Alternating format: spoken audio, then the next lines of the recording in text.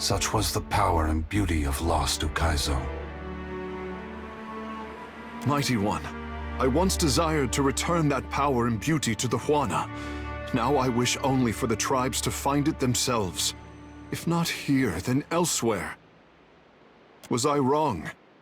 Have I failed them? Tekehu, the gods have already decided so much of your life. I would not shape what remains of it. You know how your people could benefit from your help. You have also come to see that this life is yours to live as you choose. Deciding what course to take is not easy. But if you do not choose, your life may pass you by as you stand at the crossroads. If we don't fix this mess you're about to cause, the whole world is gonna look this bad. I mean, it's a mighty heavy load you're putting on our shoulders. I just hope we can carry it. As long as there are people like you in this world, Adair, I truly do. This power has always been in the grasp of mortals. Now you will finally be aware of it.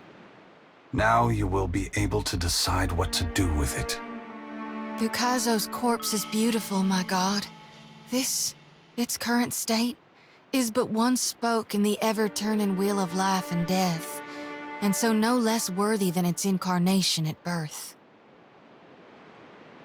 But you seek to break that wheel. I beseech you, Gon, that when you do it right. Burn to ash every Audra root in hell so that it may never regrow. Let the darkness reign eternal. It saddens me that the harvesting of souls in my name has brought you to this place, Shoti. But I am the cause, and I must take responsibility for it. I can only hope that after I am gone, you will see there is a brighter future for mortals. It is a future that you can help shape, even if you cannot see it now. I ain't never chatted up a god before. Feel like I should be asking something profound and philosophical. And yet, thing I'll be wanting to know, what be stopping the other gods from coming down and just setting this shit back straight? And then you breaking it again? This be our new tides, then, all up and down, over and over, till the sea drowns us all? A wise question, Seraphim. Have no doubt, some of the gods are already trying to figure out a way to fix this on their own. It is not beyond their capabilities. After all, we made these machines with the Huana many years ago. But it is not something they can do easily. Not without mortal assistance. It will be for mortals to decide if they should receive it. But what of you, Watcher? Why have you followed me? Have you come to bear witness to the breaking of the wheel?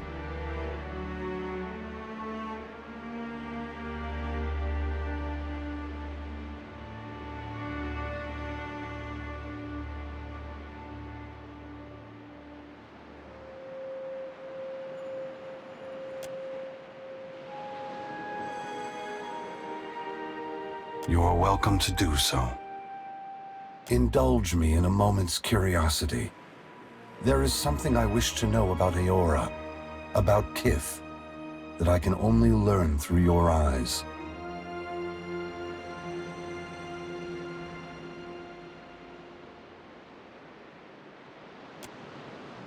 You followed me all this way, dodging an armada, navigating an impenetrable wall of storms, voyaging across uncharted seas, with the machinations of gods echoing in your ears, all the while trusting in the institutions of Kith to get you this far, and earning their trust in turn. Whatever else happens this day, that much is remarkable. I believe that mortals possess the strength to collaborate and shape a future of their own design. Not all of my brothers and sisters agree. By relying on others and coming together in a time of crisis, you illustrate my point. The gods will witness you and question their assumptions about how responsible, empathetic, and sophisticated mortals can be. What inspired your decision, Watcher? Did the choice echo your foundational beliefs? Or were you influenced by observation?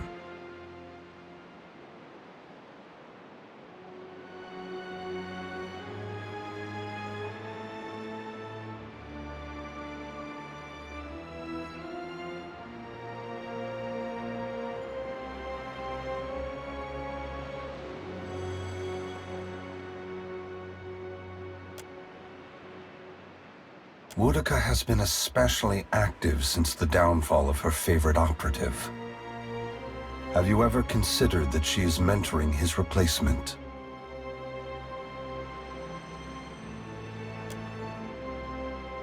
My brothers and sisters never act when the gains are strictly short-term. If Boudica's shadow has fallen upon you, that can only mean she recognizes your potential to further her ambition. I thank you for your perspective. Yours is not the only opinion that concerns me, but for the moment, it offers much to consider. All I ever wanted for mortals was growth, transformation. Once, my brothers and sisters shared this goal. Some have forgotten themselves, giving into fatalism or tyranny.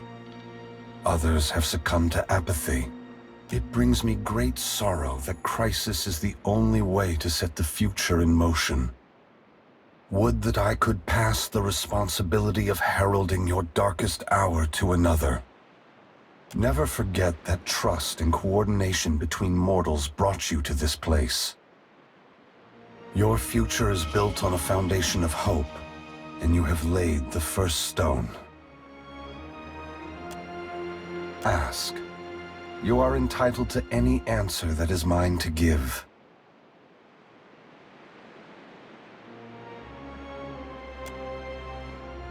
No one is worthy of unconditional trust. If you feel the gods are beyond forgiveness, then they don't deserve your obedience. Make your future one that doesn't require them.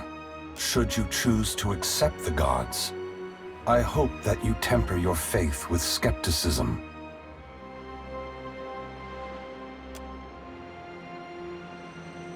Boudica is entitled to her opinion. If the intent of this test is to justify an uprising to come, that is more worrisome.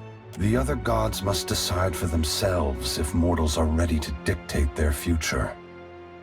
Should Boudica's tyranny prove the only alternative, mortals must prepare for a terrible conflict. Your perspective bridges eternity, Watcher. Many will look to you to mediate differences that could shake the very foundations of Aeora. For several reasons.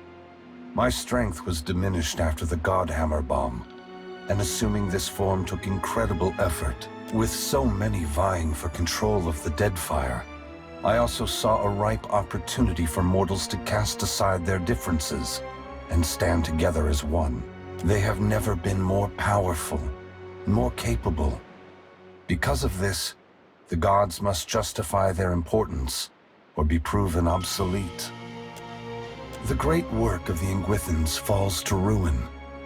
Reincarnation as we know it will end. Souls which currently await new life in the beyond will be born into the world as normal, but their numbers will not replenish. Anything that dies will tarry in the void of the in-between, awaiting the motion of a wheel that no longer turns. Once the beyond has emptied, every birth will be hollow-born. Other maladies of the soul may follow and plague those who linger in life. Unless mortals work together to carve a new path, the essence of life will be trapped in the netherworld. Gods will starve. Aeora will grow silent and cold.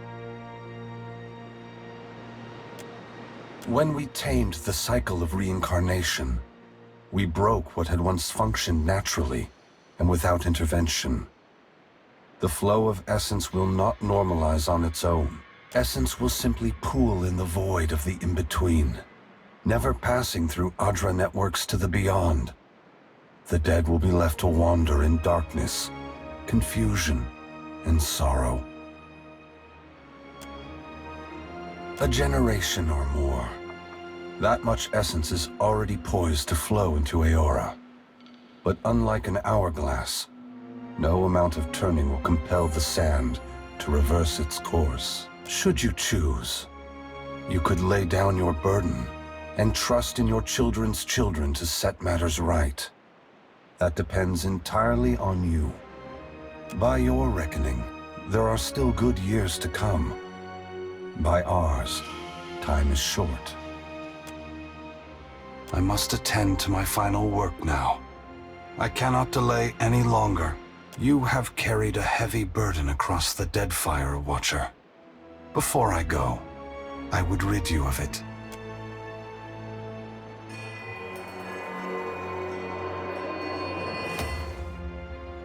You are free now, as free as any of us can be. Many will come to you for help in the years ahead. Animancers, priests, even the gods themselves. I have great hope for you, but always remember that your future is for you to decide. Use your freedom well. Aeldys squares himself to the machine. As you move to a safe distance, he draws his fists back and resumes his assault. The blows rain down with increased fervor, but the machine perseveres in spite of his efforts.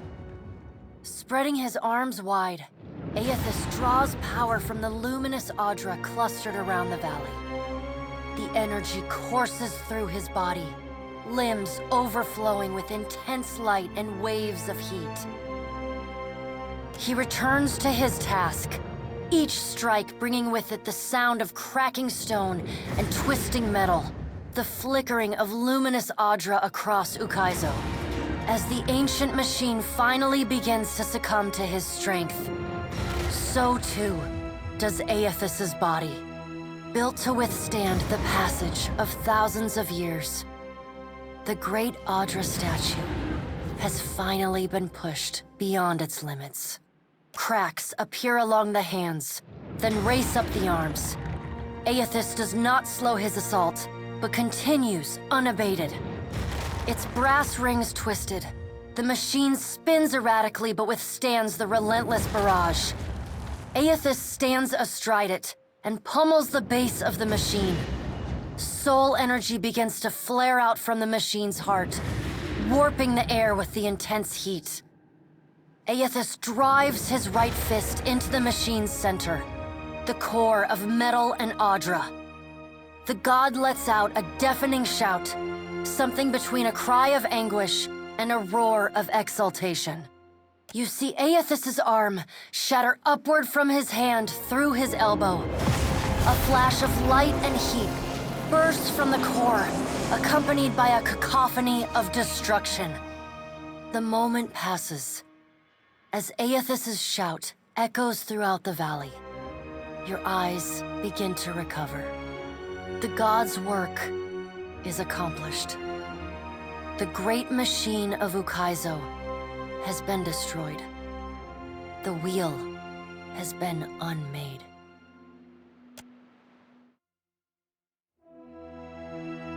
As Aeldys's voice fades, the enormity of what you've accomplished sinks in. You have confronted a god. You have rediscovered the ancient city where the wheel was forged, and you have seen the wheel shattered. What comes next is uncertain, but already the legend spreads of the Watcher, who survived Andra's mortar and stood toe-to-toe with Aeldys. Maras Nua's body finally goes still amidst the rubble of the Angwithan machines, yet it continues to glow. Priests and mystics have strange dreams of an island of eternal dawn at the eye of a storm, a port where the tide never flows out, a roadside tavern whose door leads only inward.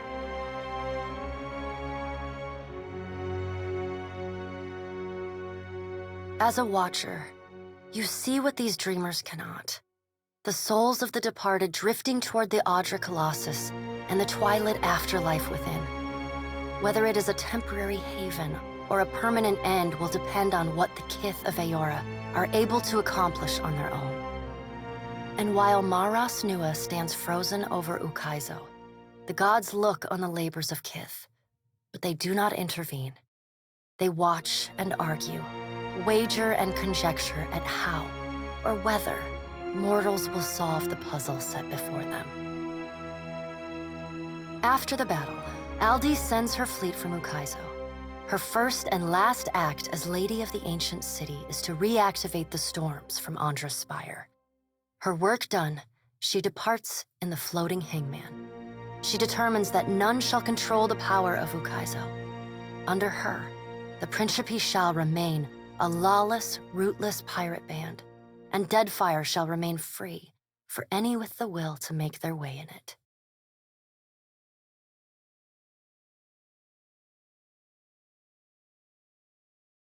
As the rise in piracy makes operations in Deadfire ever more costly, the Consuelo Mea Compressa votes to scale back the Valian Trading Company's presence.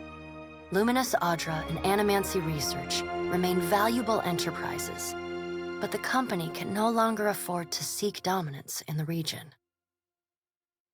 The Royal Deadfire Company makes a final attempt to seize Ukaizo using an innovation of its own. A ship that submerges itself beneath the waves and storms. It is not, however, immune to the magically charged barrels that Aeldys' ships drop into the water.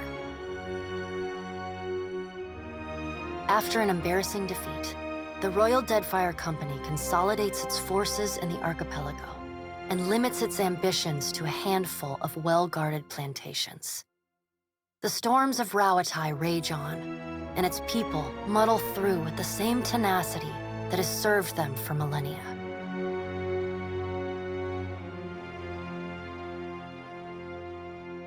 Demoralized by the loss of Ukaizo, the Huana tribes fragment further. All of Queen Onikaza's work to unify her people falls apart, and foreign traders openly flout the decrees of the Kahanga crown.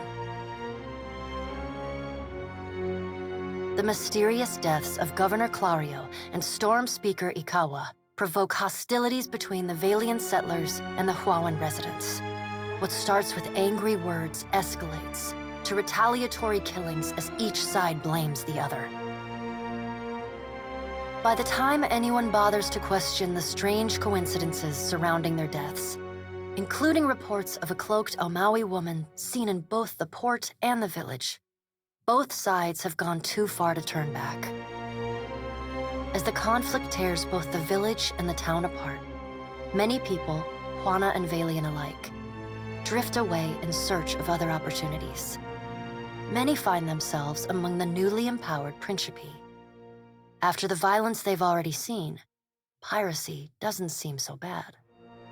As the balance of power changes in Deadfire, so too does Nekataka transform. Pirates, smugglers, and other criminals flow into the city, openly flouting its laws. The pirates continue smuggling food into the gullet, and the Raparu embrace their benefactors, aiding and concealing their smuggling operations. Over time, the gullet becomes a hotbed of piracy. The loss of Skiarilifus's essence weakens the Water Shapers Guild. Their power wanes and their influence fades. The art of water shaping survives as an arcane curiosity.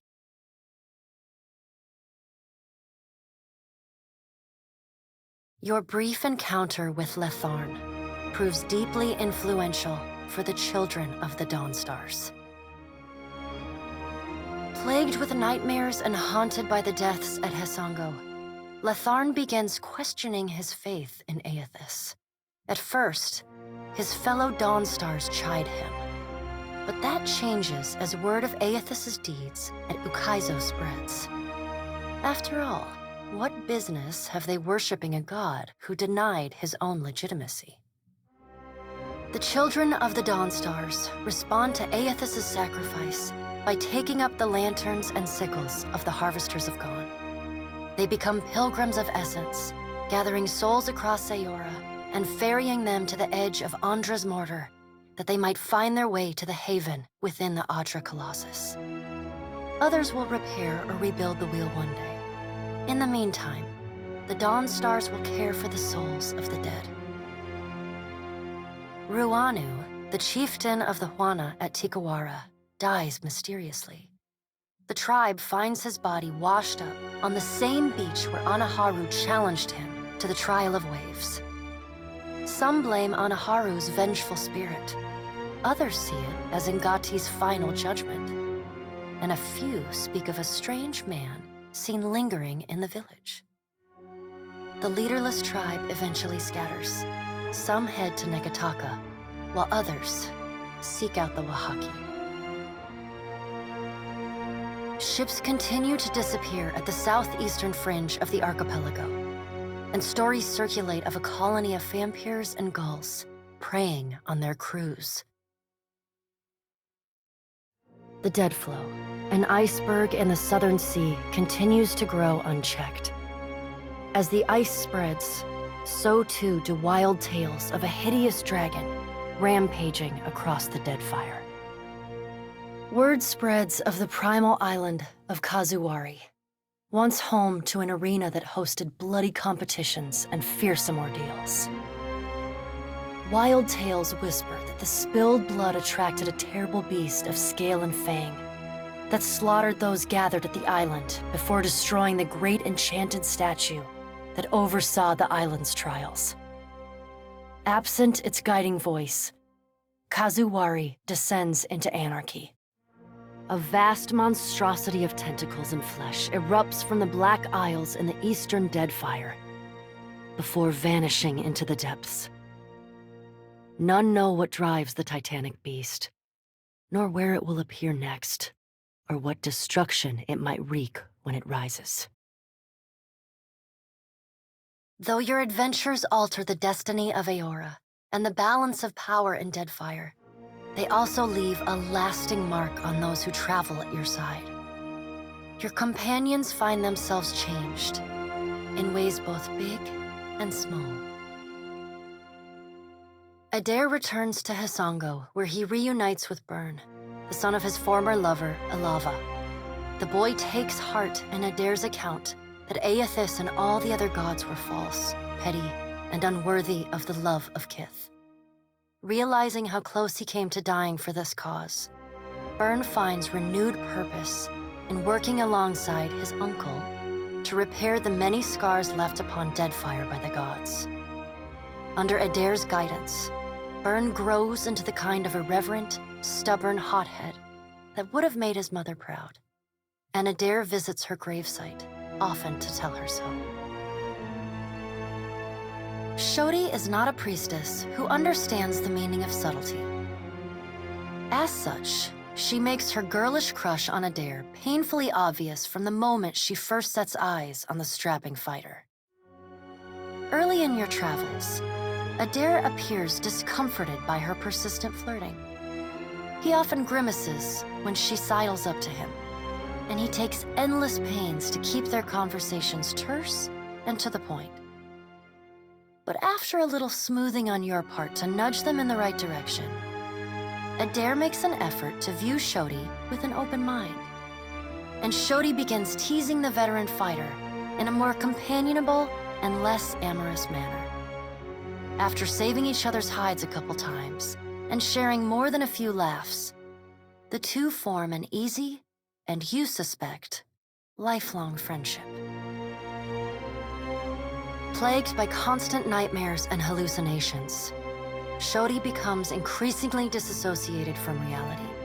Meanwhile, her power continues to grow with every soul she harvests. You start to notice sliced-up animal corpses everywhere you two travel. But when confronted about it, Shodi stomps her feet and fiercely denies any wrongdoing. Then, one night, Shodi wakes, but never leaves the nightmare. Shivering uncontrollably, she packs up her belongings and slips away into the darkness, murmuring that she must return to the Temple of Gon in order to fulfill her purpose to her god. But she never reaches the temple. None of the Dawn Stars know what's become of her, aside from disturbing rumors of a harvester ravaging the southeastern islands in the Deadfire, leaving a trail of blood in her wake. Though the two of you no longer travel together, Shodi holds fast to the memory of you in her heart, remaining your fierce and doting girlfriend, faithful even in her absence. You receive a missive for every day apart, though they often arrive in a single bundle some weeks or months past. In them, she writes of how she misses you, how you are like a fire that burns inside her, how one day surely you will be reunited again. Until then, she prays for your safety as she continues to labor in service to Gon. Aloth renews his commitment to destroying the Leaden Key. With the wheel broken, loosening the god's stranglehold on Kith is more urgent than ever.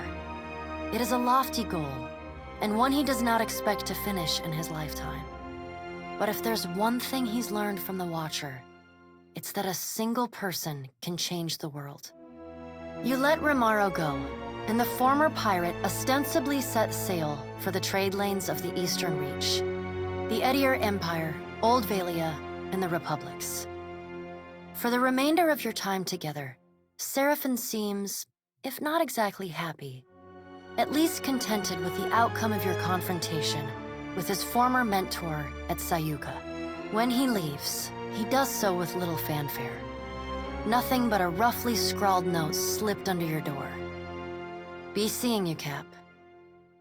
You hear of Seraphon from time to time, in rumors and sea tales. He prowls the Deadfire, a brutally efficient killer, never long for any ship and never close to any crew. Time away from the Navy gives Maya Rua some perspective on how Rawatai conducted the Deadfire occupation. No sooner does she return to active duty than she voices her frustrations over some of the more underhanded tactics she witnessed and carried out in the name of the homeland. Her voice carries all the way to the Ranganui, who reminds his admirals that battles are won by superior tactics, but war is a battle of precedent, and winning is not always a victory. The people listen. Though Maya's covert assignment in the Deadfire is considered a success, few claim knowledge of it or openly congratulate her. She receives no praise beyond knowing glances or the occasional raised tankard from her countrymen. She never responds. She looks forward to seeing her brother again. So does Ashiza. Takehu distances himself from the problems of the Deadfire, giving the tribes a reprieve from godlike omens. Ngati's silence speaks volumes. The Huana grow to rely on each other, paving a new way forward divorced from their traditions. Soon after his departure from Nekataka, sailors report of mountainous water sculptures rising from the open sea, entrancing and salacious. These works are celebrated everywhere, from the brothel to the palace, though the identity of the artist remains an open question. Your farewell is short and cordial. Nothing further needs to be said, and you wish each other well. Takehu does not look back. The sea feels restless in his absence. Great changes are at work in Deadfire and the world beyond, but the storms of Andra's mortar rage on. Whatever salvation Kith achieve will be hard-won, but it will be the deliverance of their own choosing. As the Watcher of Cadnua and the former Herald of Bareth, you return to your ship and begin the long journey home. You hope for calm weather.